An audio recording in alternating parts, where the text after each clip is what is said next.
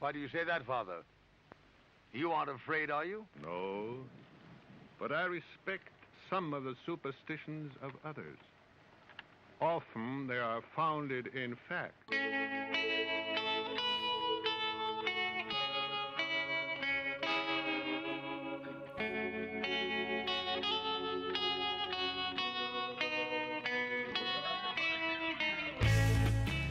Broadcasting from our Sanctum Sanctorum in Venice, California, I'm Krista. I'm Kristen. And we are the Sixth Sense Society.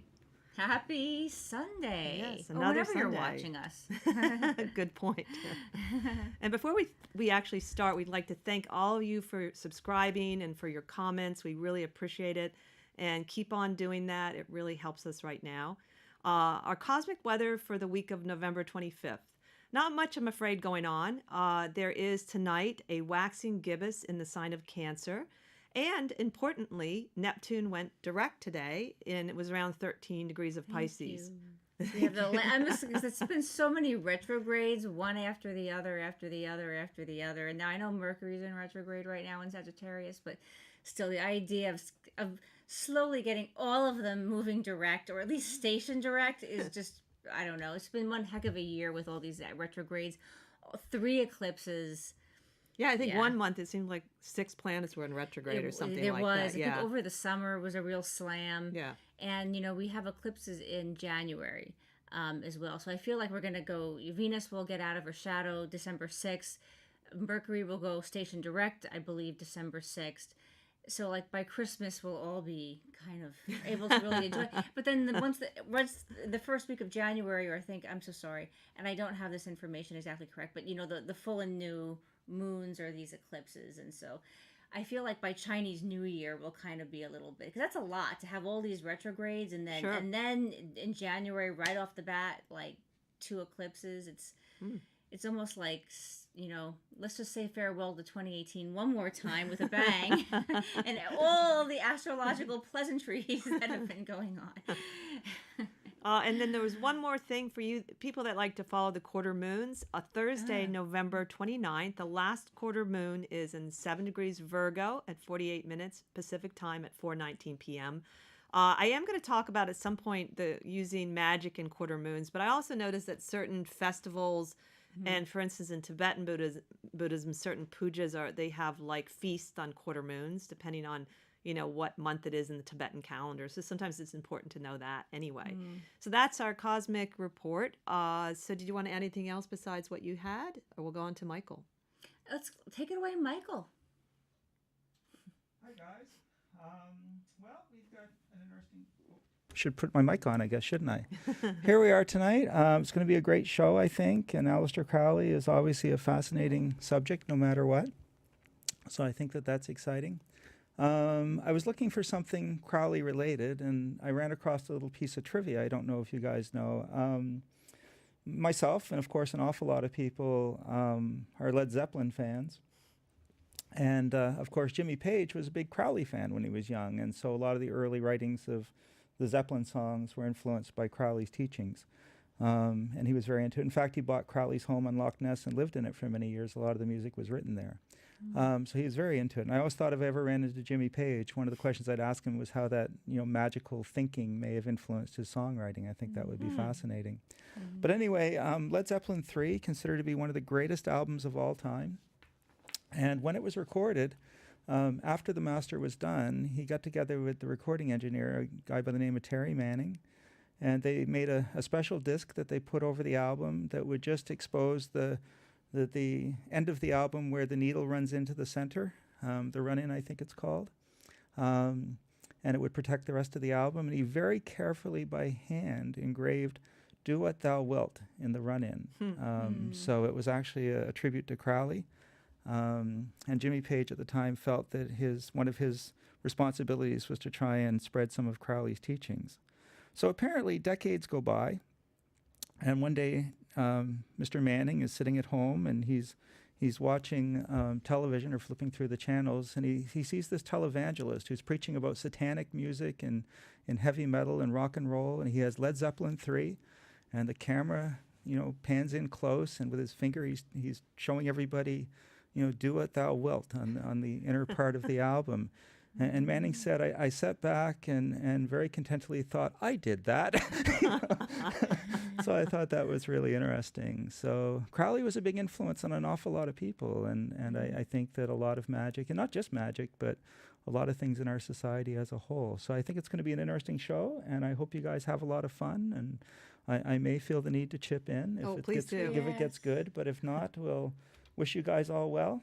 And we will catch up with you in a little bit. So take it away, guys. It's so interesting that you're talking about do as thou wilt, because with the sex magic, when I was doing some research, there was this controversy between with the sex magic, do what thou wilt, in the manifestation process, as opposed to, and I guess he was what you would call like more of a black magic, but that's not bad or negative, and we'll be talking about that. But see, I'm going to disagree with Kristen about the black magic. Well, what was I was reading? Because I don't think it's bad, though. I really don't. But some of the research that I came across was the do as thou wilt, and then it kind of goes back to the show that we did on. If you haven't seen it, we did a great show on the ethics of spellcasting. Mm-hmm. It was our very first show. If you're interested, check it out on the archive. And I think this is kind of what I'm talking about: is people like do as thou wilt. And then, or is it do as thou wilt according to what would be best for the universe? And when I was I did quite a bit of research on all of this, and it was, I came across a Wiccan debate on the do as thou wilt, and they mentioned Aleister Crowley, and it was do as thou wilt or do as thou wilt according to it. Now, I'm not too much of a goody with all of that. I don't think you have to put down every single time as the universe that would be for the greater good of everyone involved, me personally, but I think it's very interesting. And also for you people that don't know and didn't look at the bottom, we are doing a show tonight on Aleister Crowley and sex magic as a basic topic. So we forgot to mention that in the beginning. Yes, so we just sort of mentioned it. So just to catch you up to speed. Right. And the thing is with the do as thou wilt or do as thou wilt for the greater good, if you're talking about manifestation, using ecstasy, using sexual practices, which can be very, very healthy, and actually it's not as esoteric as you might think, and very can be very what's the word? It can be very useful, and it can be very fulfilling and very meaningful and very profound. But it just was interesting because Michael was saying about the do as thou wilt. And, Well, also Michael's talking about music in Crowley, and I actually remember the first time I ever saw Crowley, and it was on the cover of Sgt. Pepper's Lonely Hearts Club Band. I don't know why I remember it, but I do distinctly thinking, like, who is that dude in the back? And I was just a teenager. It was one of the few rock and roll groups my dad liked, and even though my parents didn't allow, they didn't say we couldn't listen to rock and roll, they were the only albums as a teenager that were in the house, actually. So I think it made I was like, wow, my dad likes the Beatles, And I said, well, that's the first time I met Crowley. And then the second time, because I think it's very significant when you meet Crowley.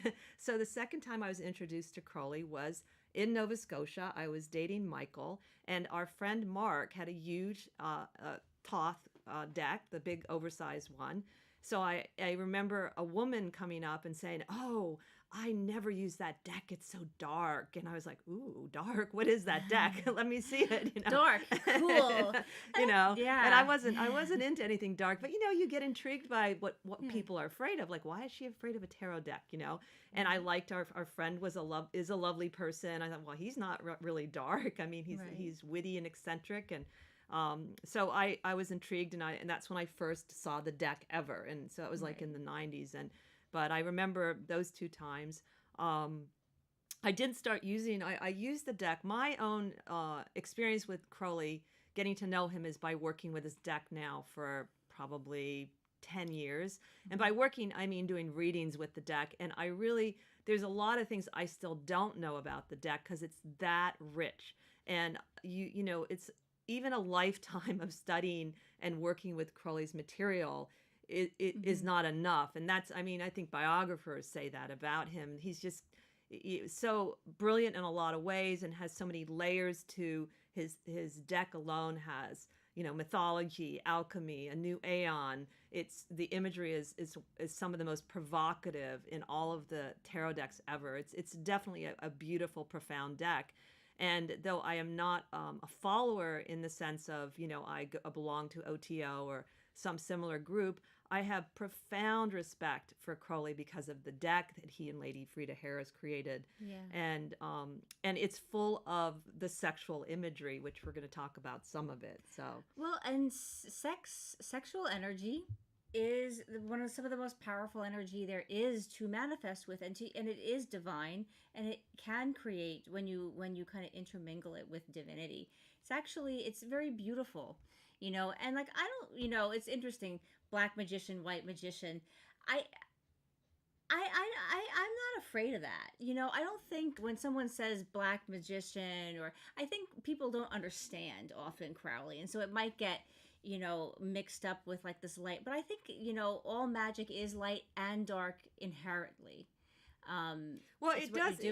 He certainly pushed limits in all magic, including what you would label black magic, and it seems to have been part of Crowley's persona is to push limits. And right. he was a mountain climber.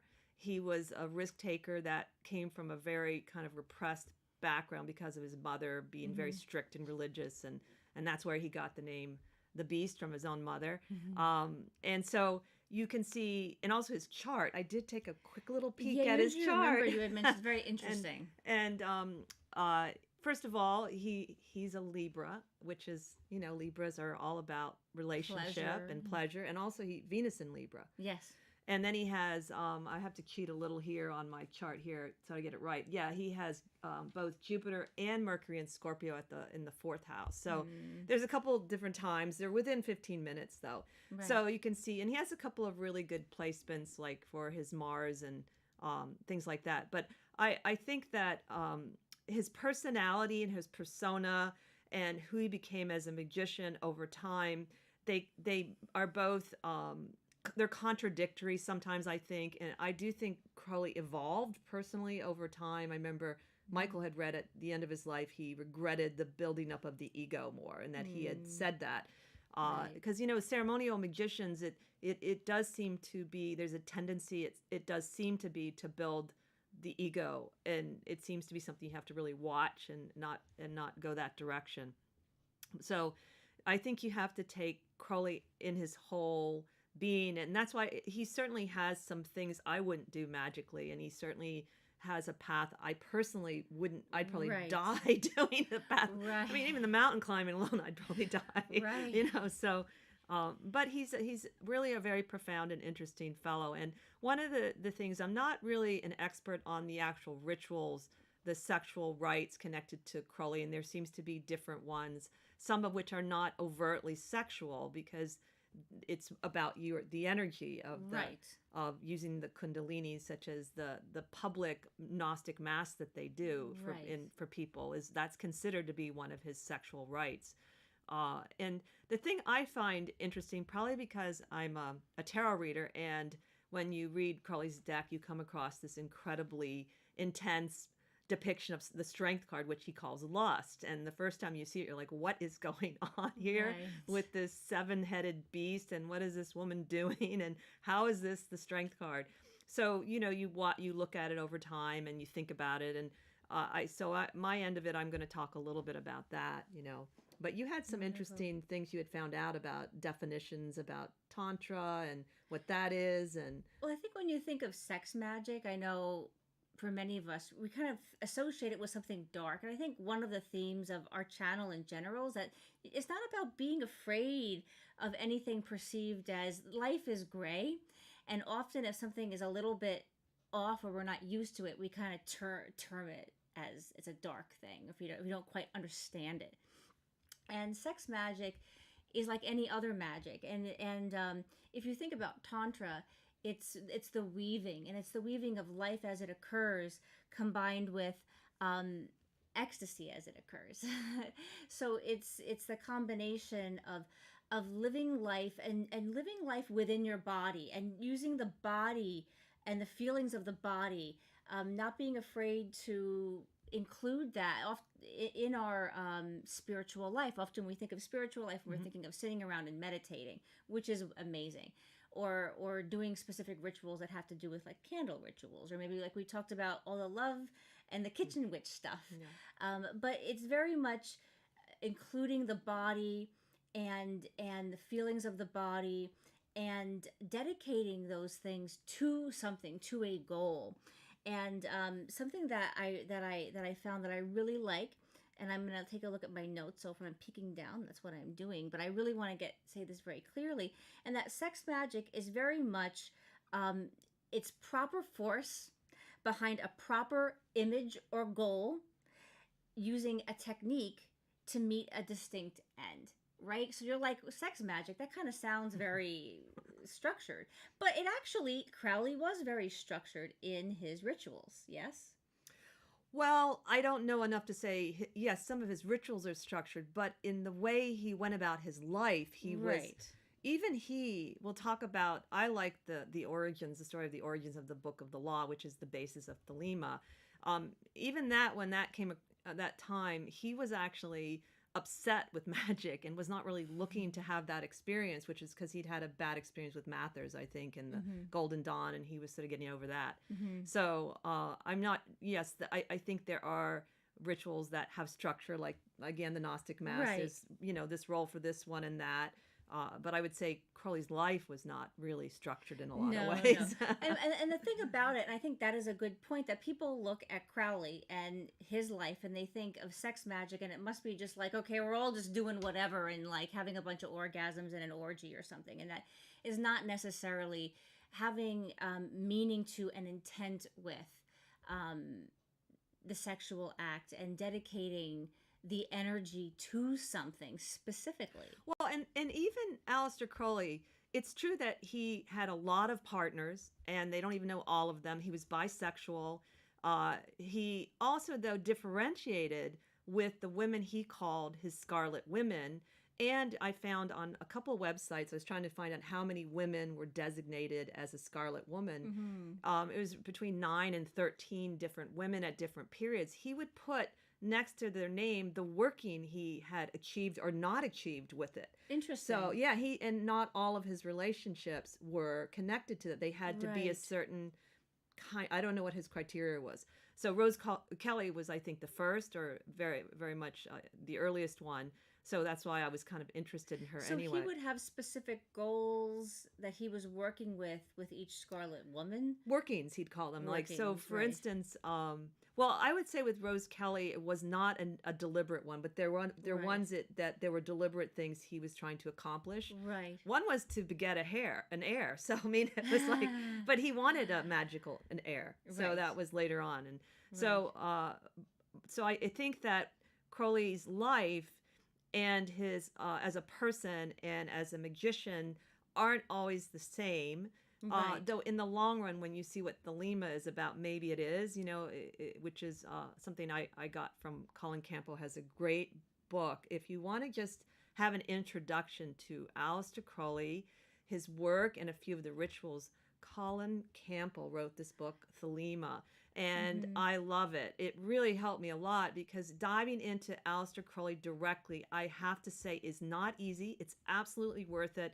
I have now read the Book of Thoth like at least 3 times, and each time I know more, so I understand the language. But he was, he would use like abbreviations for magical degrees that I didn't know, because I didn't know about ceremonial magic when I first started the tarot. And also he's very smart. So, sometimes speaking in other languages and using symbols that I don't even know about, and lots of mythology. So he's pretty dense if you go in directly without any background. But I would say you should always go back to Aleister Crowley. He's the expert on himself, I would say. So it's worth, even if you think, I don't know what that paragraph was, and I have become an enthusiastic person towards Aleister Crowley, which is kind of ironic, because I'm not remotely, perhaps I'm a little like Lady Frida Harris in terms of my style of living. I wish I could paint like her. But, it's when you work with his cards enough, you really get to see just how much he really knew. And I think that even though, of course, all his books are incredibly valuable, I do think the tarot deck is one of his best works. Yes. It's a culmination of a lot of the information distilled into the cards. And then as you use them, your mind wants to know more. Like I say, I want to know more about the Hebrew. I want to know more about the minor astrology on the cards. And it totally draws you in. And then also the imagery really works on your subconscious, I find, just like looking at it. So I've become a real, like a enthusiast for Aleister Crowley, which is, I would have never picked Aleister Crowley as someone I, really appreciate, but I do. Excuse me.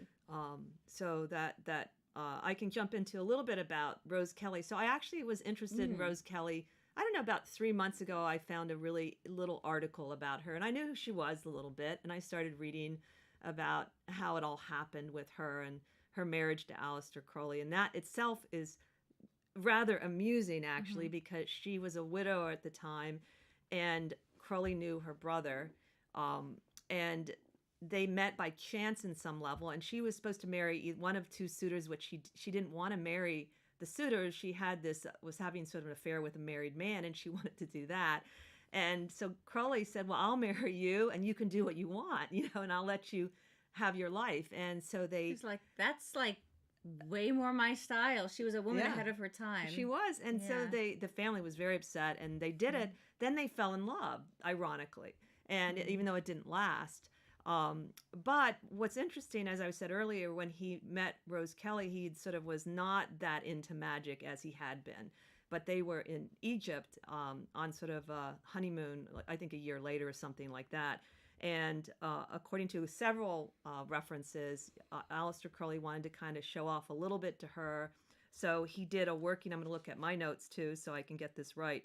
But he did this ritual called the Boneless ritual in the King's Chamber of the Great Pyramid at Giza. And it was supposed to help to show her these sylphs, these elementals. And according to Aleister Crowley, it worked, but she couldn't see anything. She did all of a sudden get hysterical. And by the way, she was pregnant at the time. And she kept saying, they are waiting for you. They are waiting for you. And he was like, well, who's waiting for me? With this different voice. And so this other voice kind of came over her. Wow. And he initially did not trust the voice. And I think they went back to their flat in Cairo. And she started giving him some instructions, I believe. And he tested her. And she said that it was Horus that was giving this message through her that was waiting for him. So he tested her in Colin Campbell's book. There's a great account of this because it's quite detailed. And that's where I drew a lot of my information. But I actually had a couple of different sources that a lot of this is common knowledge at this point. And so then so he tested her to see what was associated with Horus. And there were very particular, very difficult things. She passed all the tests. And then his final test was he took her to this museum nearby, and he asked her to point out who Horus was. And so she walked by all these statues of Horus to the second floor, and that's when she said, that's him. And it was this amalgamation of Ra and Horus that she saw. And the exhibit the plate was 666 on it. Which he'd already claimed as kind of his number, the beast. Right. So he then just listened to her instructions, and there was one instruction he had to do this invocation, which is kind of funny because he had to do it like yelling out in the street, and he felt weird about it. And then there was the instruction for where the Book of the Law came was he was to sit down an hour a day for 3 days. I think it was starting April 8th or something, and I forget the year, 1904.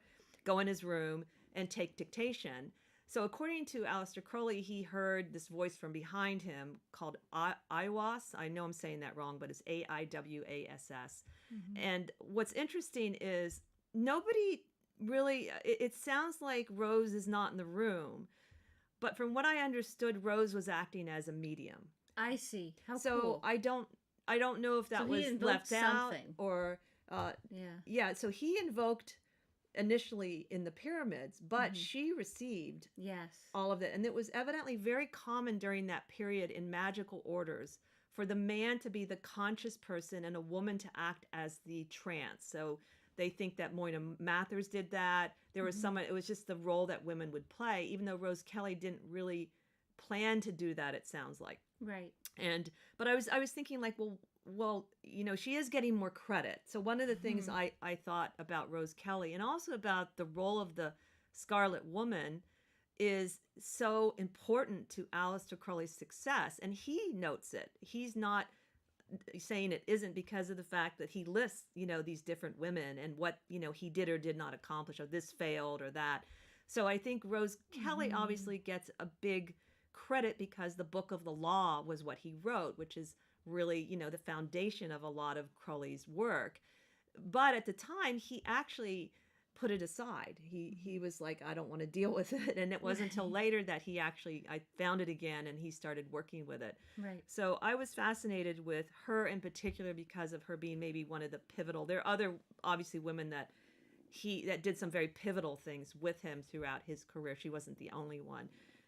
Their marriage did not last. She had an very big alcohol problem, and she was even in an asylum for a while, but she did get out of it and remarry a Catholic doctor or something like that. How interesting. So, going the other extreme, I guess. Yeah. So I thought that was really fascinating, the whole story with her and him, because of that kind of serendipity in which they met. And they went with it. I mean, how many people would even do that nowadays when you think about it, just on a whim, go off with someone to help them get away from another suitor. Having to I would imagine that like back then when it was very common that people would just present suitors to you and be like, well, yeah, these guys are fabulous. This one has this money and this one has this job. So of course you're going to pick one of them. And nowadays it's like, people don't care. And women also, make their own money. So it's not necessary. Yeah. Whereas, back then, unless you had money from your family or something, it was, but you were expected to sort of do that. So, I mean, she definitely one-upped everybody in her family by being like, I'm not going to marry either one of those people. I'm going to go off with definitely kind of a wild magician. Child. Yes, a deviant magician. And go channel in Egypt. Kind of sounds fun to me. Well, it does sound their adventure together, but they also had some tragedy too. Yeah. So Crowley had, his daughter died after 2 years, and he kind of blamed her a little bit because he thought she wasn't, kind of out of it from the drinking. And I don't know much about that other than that, but she of course was devastated too. So that's a little bit about how the Book of the Law came to be, and it's if you read it at just face value, you can see it's an unusual text. It's not something. It's dense with all different kinds of like thoughts and the images and the Egyptian figure in it. So it's not an ordinary kind of book. You can see how it could have been a real dictated, I would say. It was not channeled, it was dictated. So there's a difference because he felt the shadowy presence behind him. So it's a pretty cool story. And it also made me less, I guess when you first hear of the Scarlet Woman concept and the whore of Babylon, you think, oh my God, that's so evil. And, I don't want to be near that. And it's not. And especially you see some of the women that he got involved with were like, some of them were writers and they were, interesting women in their own right. So I think that's kind of coming out more and more if you look at even the last 10 years, the side he wasn't going and sneaking around and getting vulnerable women and convincing them to do something they didn't want to do. These were actually intellectuals and women who were probably ahead of their time, many of them, who were interested and wanted to participate and wanted to create this and wanted to be a conduit for him. It was very, it was not what you'd think. It's like he went out. This was not some sort of a bizarre sex cult. You know what I mean? Well, that's what you do get that impression when you first hear about Aleister Crowley, because he's called the Beast. Right. And that was a name his mother gave him, and he embraced it. And he's incredibly witty and also likes to really basically push people's buttons. There's no doubt he had this sort of dark humor too, and testing people out. And on top of it, I think personally, when you read his childhood story, that he is rebelling against the over abuse and repression around sexuality, also during coming out of the Victorian era. He evidently, I remember reading in some book about Crowley, biography, how it's because of people like him that we have a lot of sexual freedoms. And I hadn't thought about that because he was openly bisexual.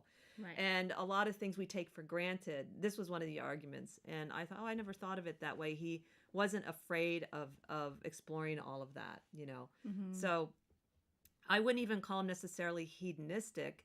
in that maybe he had a hedonistic times, but he was also very dedicated and serious at times, like when he was training to be doing some of the climbs he did. And so the more that Aleister Crowley is one of these people, the more you look into him, the better he gets, because all of the darker stuff is kind of like out there, and some of it is exaggerated. So I found, because like I said, he's not a person like 20 years ago. If you told me I'd really enjoy, Aleister Crowley's deck and reading about it, I would have said, no way, he's not my type, is what I would say. And he is my type. And because he wants you basically to be free to follow your own destiny. So that was what Colin Campbell talks about. His view of Thelema is that it's not about hedonism. It's about the development of your own moral code, which you determine and you adhere to. So it's more about do as thou wilt, is to be true to your real self. Right. To thine own self be true. It's another kind of way of saying that. Yeah. That's what I'm getting from that. Yeah, but then you have to develop this code that you adhere to, because how many people will know this is what's best for me? They go against it and feel like that's what causes that uncomfortable energy. You're going against your real self. If my real self is not the marrying type, and I'm married, that's not a good thing for me. Right. And the opposite. If I am a person that wants like a relationship and a family, and I go against that, that's where I have a lot of discord and internal discord. Right. And all of that, to me, I think this topic, sexual magic, is very important in general because of all the pain and hurt around sexuality in general, and in religion, where you see the opposite, where repression has caused the hiding of pedophiles and things like that. So how do we have this conversation where it's healthy, that we just talk about what could it be? Because obviously it does seem to me, the little bit I know of some of the ritual aspect, there is some actual sex magic in some of Crowley's rituals. Right. And we're going to talk about that a little bit more in our next show about Aleister Crowley. So this is kind of more of an introduction to it. And it's the Aleister Crowley primer. Aleister. I'll tell you guys a funny thing about Crowley. Is that people come up and they're always like, ooh, that deck and Crowley, he's so evil and he's wicked and he's satanic and it's so funny. And then they walk over and they grab a Rider-Waite deck. And A.E. Waite actually wrote books on black magic, So I think that's the funny part. There's anything wrong with the quote-unquote black magic. So when I ever say that, it's never a negative thing. I mean, there are some people that think you shouldn't cast any spell that's for yourself. Even if you go, I really want so-and-so to call me, that's black magic. And so I think it can be so extreme. Well, I will say I did read an account.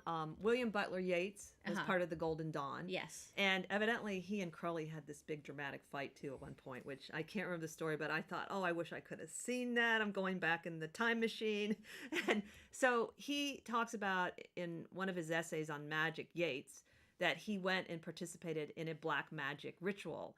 And it's creeped him out so much. He just said he would never do it again. Wow. I do not want to underplay the power of the dark side, literally. I personally would be afraid of summoning demons. I've had enough demonic dreams.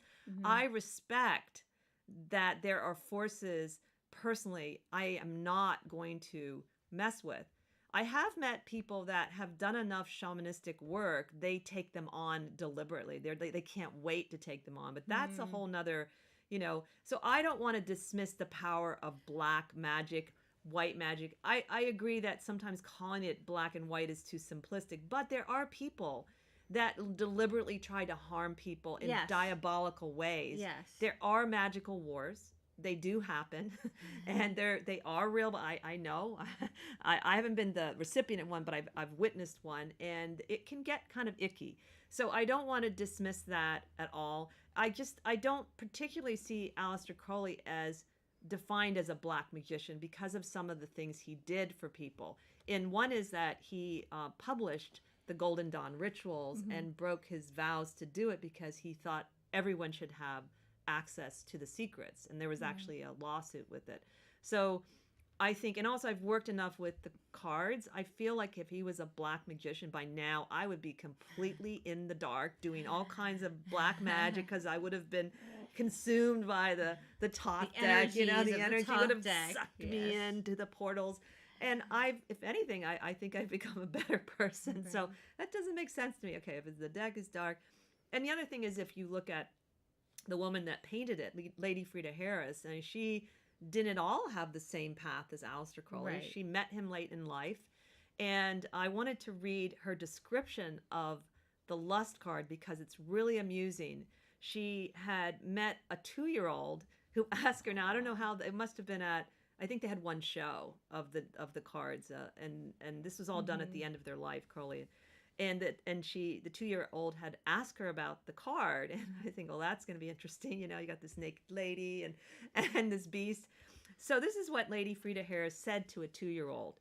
So somewhat timorously, I said, well, you must understand the feeling of it.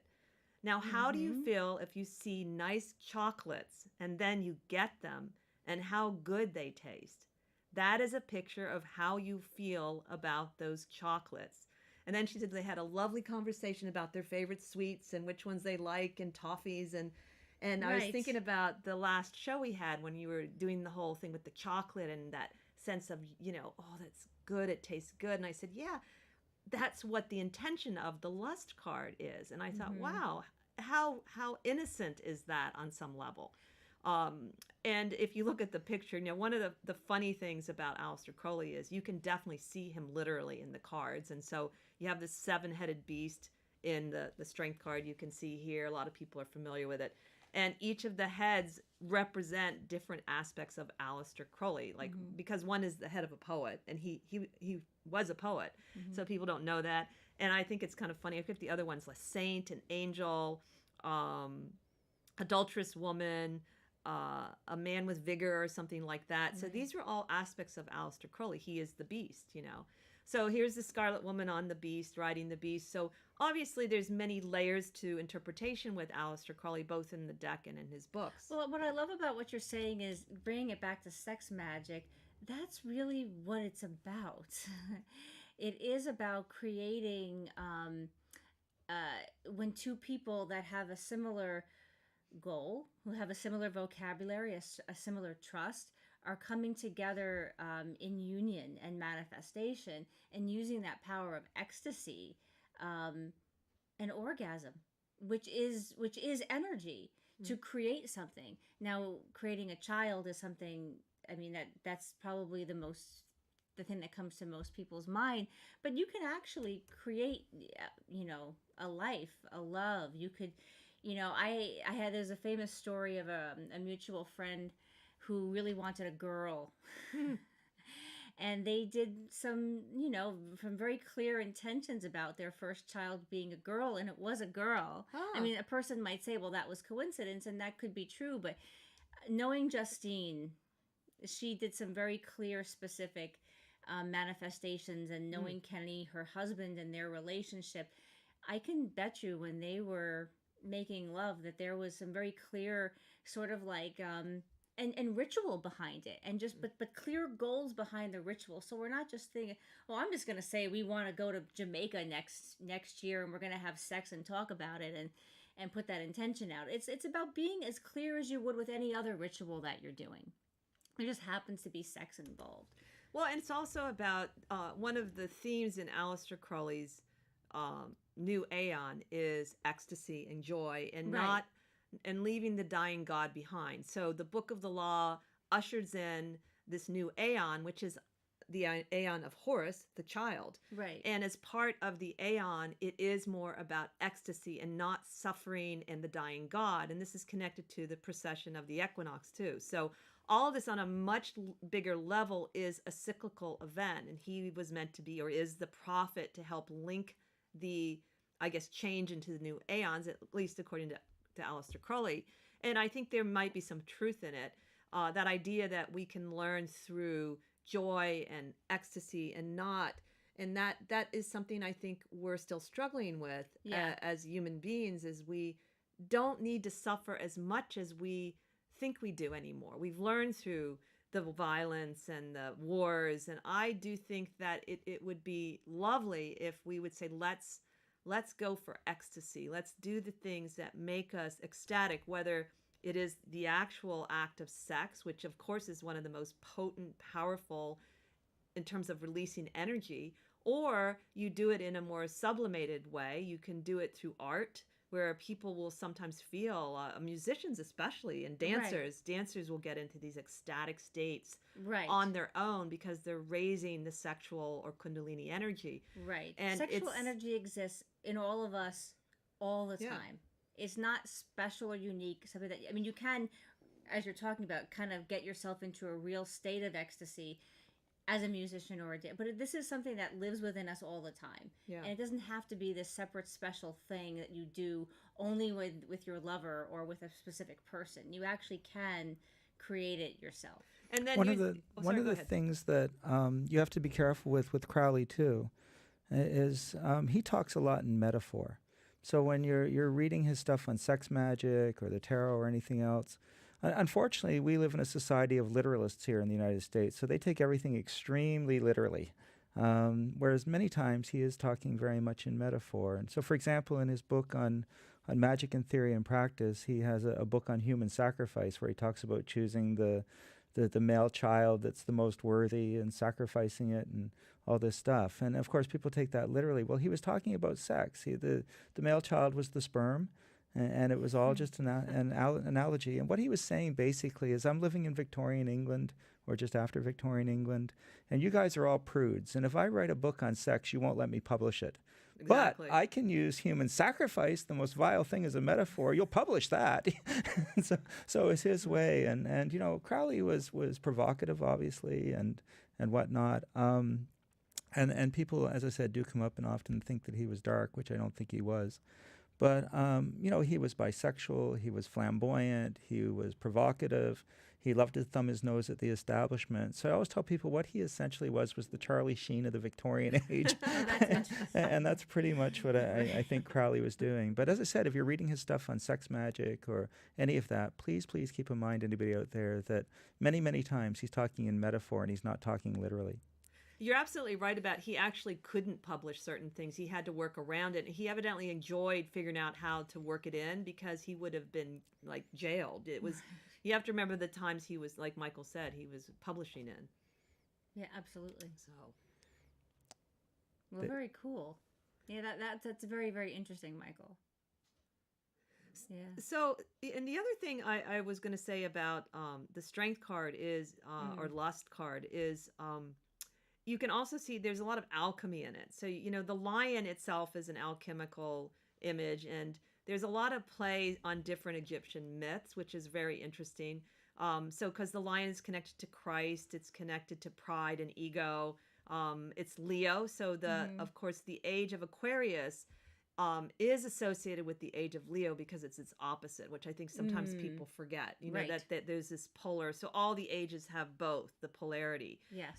And the strength or lust card in the Kabbalah, there's only 3 cards that are horizontal on the tree, and it's the second one that, and what pierces through it is the High Priestess. So according to Aleister Crowley, it's both a feminine and a masculine card because and this is his view, the moon, the High Priestess, is dissecting through the strength card, and you've got the solar imagery. So it's this version of the sun and the moon dancing together too, in sort of an alchemical way, and also a depiction to me of a very strong role women will play in a very dynamic way, in which, as I said earlier, in the Golden Dawn and the early days of the ceremonial magicians, the men and women were allowed to do ritual together, and that was really a big deal, and because it wasn't really done in other orders. And so this, in a way, is sort of, to me, looking ahead into the future of the role that the feminine principle plays, not just women, but the feminine principle plays in what we're producing, a new age, which is an age of, again, the age of the child. Even the thought of, if you think of it's the age of Horus, and there's more to Horus than he's a child, but if you think of the idea of a child, how innocent and playful and free-spirited children are. You know, think of it. So here's what the sexual magic creates is Horus. And I personally, as much as I admire the dying god traditions, I would be glad to be out of the dying god. No more extra suffering and, crucifixions of any kind, if you ask me. So that was my sort of take on the Scarlet Woman, and I want to look into some of the other women that were involved in his life, because it's really fascinating, and I got very excited once I really started diving into it, and it really he's coming into his own right now, Aleister Crowley, because there's some really great biographies being written that are not based on anyone involved with Crowley, and they're very good and balanced. They're not necessarily saying he didn't have a drug problem or anything like that. Even that wasn't completely his fault, because heroin was prescribed for asthma during that time, and he couldn't kick. That was the one he couldn't kick. But everybody could get it over the counter. Can you imagine? You just heroin over the counter. I guess we're getting close to it They again. used it for everything. Yeah. So he's a fascinating character, but I think he deserves a lot of support and credit for what he's done for culture and for the magical world. And most people that delve into magic will do that. They say, yes, he has played an important role. And there's so much of the sexuality. I think I remember reading something about how he sees sex as God. Well, and it was interesting because something that I thought was interesting in my research for the show tonight was someone said you have to be able, and they were referring to sex magic. You have to kind of find God sexy. Which and the point that was trying to get across, I think, is wonderful, is we need to progressively begin to add this sort of ecstasy to and see life as sexual and desirable, see ecstasy in life in everything. And for most of us, when we think of anything to do with the word ecstasy or lust or desire or anything like that, we kind of put it into a certain category. But we're not allowed to walk into our everyday life and be like, oh God, I woke up today. I feel so yummy in my sheets. I just feel so good. I mean, it wouldn't hurt if we all started the day feeling just kind of thinking, oh yeah, how do I feel? I feel really good. I feel, I'm having this coffee. Gosh, this coffee. It tastes so good. It's giving me energy. It's giving energy in my body. I want to go out and I want to do stuff. And it's sort of like when we don't look at life that way, it can be part of, if you are thinking about sex magic and you're intrigued by it, but you're kind of feeling intimidated by it, you might want to think about, how can I progressively find baby step just ecstasy and sexuality and sensuality in every aspect of life, because again, it's just energy. Yeah, that's a wonderful point. For some reason, whenever I take a shower, I always take the time to really feel the water. Yeah. And if you do that, if you say, oh my God, this feels so good, and you can just feel the electricity coming through your body. And I'm always very aware that's the one time, again, I am a water sign, but still, I don't know why I don't take that for granted. I'm so appreciative of just my morning shower. I really feel it and feel really good about it. And I think that is a very basic way you can start to really feel ecstatic in your body without it being threatening, because I know a lot of people have a lot of wounds around sexuality and the body, which is why it's difficult to talk about, would it be ever appropriate, or not to talk about, but actually to get involved with a group that did some form of sex act together, even consciously, because there's so much abuse around that has already happened with the cults. Yes. Well, and it's interesting because when we were talking about this, I had, a friend that got involved with what I think is a sex cult. I mean, and it seemed to her like a very loving community of people, but really there was no reason behind it. It was just, let's just touch each other. Let's kiss each other's genitals. Let's all go around in a circle and kiss each other's genitals.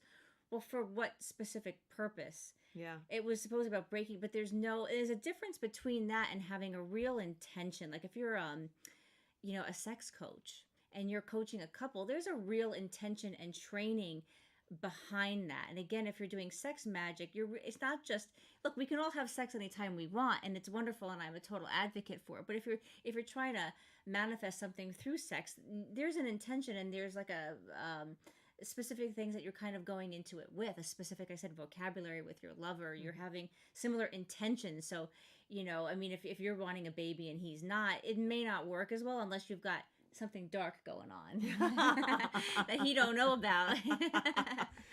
And and then there, I mean, if you wanted to, actually have an experience of just sexual energy and magic, I personally would say it's important that you would do it with a person you feel safe with and you're committed to on some level, even if you're not married, because of all the wounds and all the ways people can take advantage of you. I would also say I've had, when I was in Tibetan Buddhism, so Vajrayana practice, there is a kind of tantra where it's not about like literal sex. You're imagining the deity in front of you, and there's parts where you dissolve and there's union with the deity. And that's a very powerful experience. And even though I don't think I have any kind of realizations, there was a period where I met this wonderful teacher, Jamgon Khantrul Rinpoche, his previous reincarnation. And I had an interview with him, and I sat in the room with him for just a few minutes. And I can tell you, I felt the most incredible bliss. And we talked about nothing extraordinary. I think it had to do a little bit with the fact I had done enough practice to feel things, but of course it had to do with him. And it really felt like I was sitting in a room with the radiant sun. I've never ever. So I actually kind of fell in love with him in not a sexual way, but it still had the feeling of like that purified sexual energy. Because whenever I was around him, I started following him and I took these different initiations. I felt this incredible bliss and well-being. And I couldn't explain it at the time. I was like, even though I've been around other teachers, I never had that with really anyone else. And he didn't do anything. He just was practicing and ringing the bell and Damaru. And I felt that was sort of an experience of magic and sort of intimacy that many of people can actually experience with a high teacher.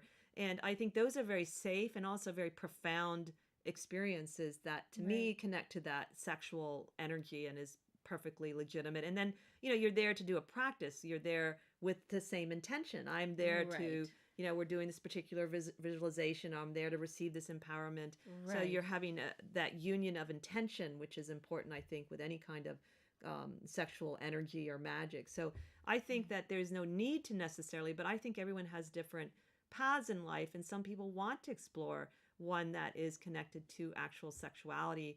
And my only suggestion, in a sense, is to do things in a way that you're protecting yourself from the predators of people that will look for wounded people and take advantage. Both of, by the way, men and women can be taken advantage of. I don't know too much about it, but I know here in LA there's this orgasm yoga. And because friends of mine who owned a yoga studio had gone to a yoga convention. I guess they were at this convention. And I'm not altogether sure. I think it's a commercial way of just sort of going after, and it's supposed to be a woman doing it to a woman, and it's a specific technique. But it just seems to me that there are a lot of people out there that, and we've all been lonely, and we've all wanted to release, and we've all wanted to feel safe doing that. But I'm not really sure that's really how legitimate that, and I'm somebody who'll try all kinds of things, and I have a judgment on like really not very, but this just seemed a little bit sort of like, let's make money off of people and say that it's a goddess thing, and I get so sick of people overusing, oh, it's the goddess journey or the divine guide, and it's not anything. It's just a way to attract people to your business, Oh, it's kind of a pornographic spirituality, you know. And I am concerned about that, because we're not at a time culturally we've really, especially the Western world, I feel like we're either too prudish or we're too extreme. And I would like to get to the point where, sexuality is just a natural part of our lives and we don't over or underestimate it. So I sometimes view sexuality for me like meals. So sometimes I want to have a little snack, and sometimes I want a big buffet, but it's the same kind of thing. Like, it's as important as a meal, but it's as natural as eating. And I know I'm sort of dismissing some of the power of the sexual energy that comes through, which there's no doubt there is. But I also feel like we're not ready for some of that culturally, because we just don't know how to deal with it normally. And until so we can do that. How are you supposed to take your orgasm and devote it to Shiva or to the deity and to create something together as a couple when we're not even, comfortable talking about sex? Yes. in general. You Or know what I accepting mean? of Or- people's differences, the different, Right. Whether I'm bisexual or heterosexual or I want to marry, I don't. We're not at that point. We can just accept our differences. And there's just a lot of, really horrible things that happen as a result. So it's definitely an area I think people legitimately should be careful with so they don't get hurt. Even if I'm like very comfortable in my body and I feel like I know I'm doing it, I'm okay with it. I think there's just a lot of variables. And I also think we don't quite understand what happens with the different etheric bodies when we join that way. And there's some real things. So I'm not particularly moralistic about sexuality. I'm pragmatic. Right. And there's once you have a sexual engagement with someone, you're bonding in certain ways that are more complex. You really, really do. And that's why, in several of my meditation coaches, and it's not because they're prudes, but they're recommending, and it makes a lot of sense, waiting to have sex with someone, unless it's two people and you're wanting to have something that's just about enjoying each other sexually, and that's all wonderful too, because sometimes we need that in life. We need that little summer affair, or whatever you want to call it, whatever that is, or you got a divorce and this person's kind of reigniting things for you. That being aside, you are combining your energies, and you are bonding with someone. And so often, once that bond does come in, if you're not really clear about what that's about. Well, I also think that I don't understand why, but some people, from doing a lot of readings, you'll notice that there are some people that can't get over a person even 10 years later. And I do think there is some natural alchemy that happens physiologically with certain, it could be based on astrology, like there are compatibilities with the physicality, and that you have a more like intense bond with someone without meaning to, and maybe you really don't get along in the world. So actually disengaging from that, I hope someday we will have techniques to allow people disengage from the etheric, the astral energy. And I know like some people try cutting cords. I don't think that helps all the time. I was just going to say, and I agree with you, and this is why I was speaking with someone who specializes in that, my friend Saul Mason, who's fantastic, and works over at Mystic Journey Crystals if you are in the LA area. And he was saying that if it's hard to cut cords because they'll actually just come back together.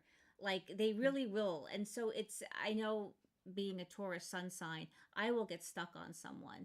And it's for some of us, it's just harder than others. Some people, it's just easy. But if you want to kind of disengage from someone, well, this is where you could also look at your chart. So I was kind of warned, actually, because of the nature of my chart, that whoever I'm very intimate with, I take on everything that they do. So if they do something that I don't really have like an addiction to or something, it won't be a problem. Right. But it has to do with my chart. And he kind of pointed out why. And he said, this isn't a moral thing, but you are going to absorb their energies really well. And it's true, actually. And I was really glad he told me that, because at least I understood what was going on, too. Because then you can step back. And some people's charts probably are different, and that's how they connect with someone when they're intimate. Than other people, it might not be quite as strong.